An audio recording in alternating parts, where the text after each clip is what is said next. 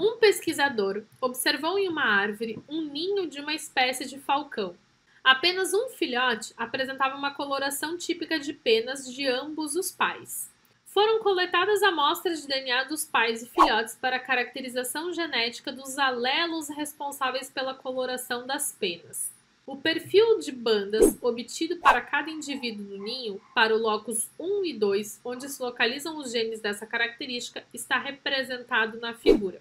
Uma coisa que eu sempre gosto de comentar quando a gente está fazendo correção de exercícios de genética é que, para a genética, saber os conceitos é indispensável. Então, se você não souber o que é um alelo, se você não souber o que é um locus, não vai ter como você resolver essa questão. Então, assim, ó, o gene é o quê? O gene, ele é um pedaço de DNA que é capaz de produzir proteína.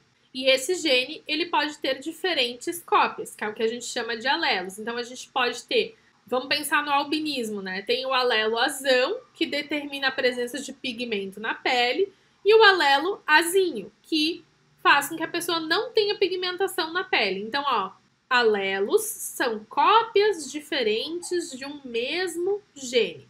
Beleza.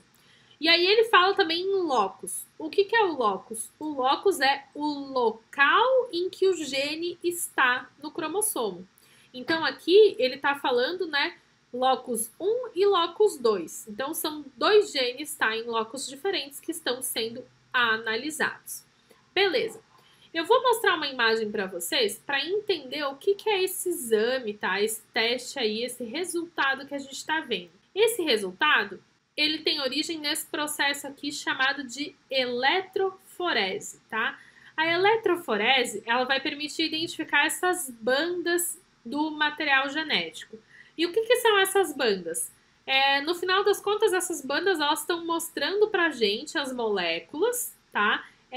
Que são separadas pelo seu tamanho molecular.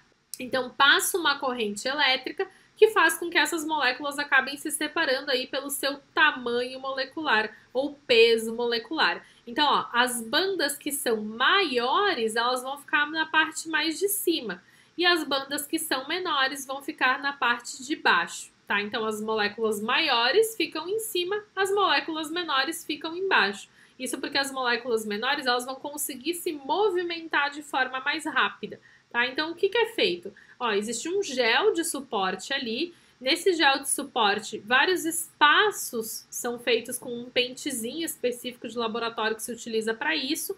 E o material genético que se pretende ser analisado é inserido, cada um, né? Cada amostra em um determinado local ali, tá? Que foi feito com esse pentezinho. E aí uma corrente elétrica é aplicada e isso faz com que as moléculas se separem por tamanho, beleza? Então é assim que se faz um processo de eletroforese. Ok, então voltando aqui, ó, a gente tem os pais, né? Então a gente tem ali os alelos que estão presentes no pai, são alelo B, alelo E e o alelo G. Na mãe, a gente tem alelo C e alelo G. E ele está perguntando aqui, dos filhotes, qual apresenta a coloração típica de penas dos pais? Bom, se a gente for pensar em processo reprodutivo, né? A gente tem o óvulo que vem da mulher, da fêmea, e o espermatozoide que vem do macho, os dois se unem para formar o novo indivíduo. Isso quer dizer que o filhote, ele tem que ter os alelos do pai e os alelos da mãe. E é esse padrão que a gente quer identificar ali no nosso exercício. Então vamos dar uma olhada. Filhote de número 1. Ó, ele vai ter o alelo B como pai e ele tem o alelo C como a mãe.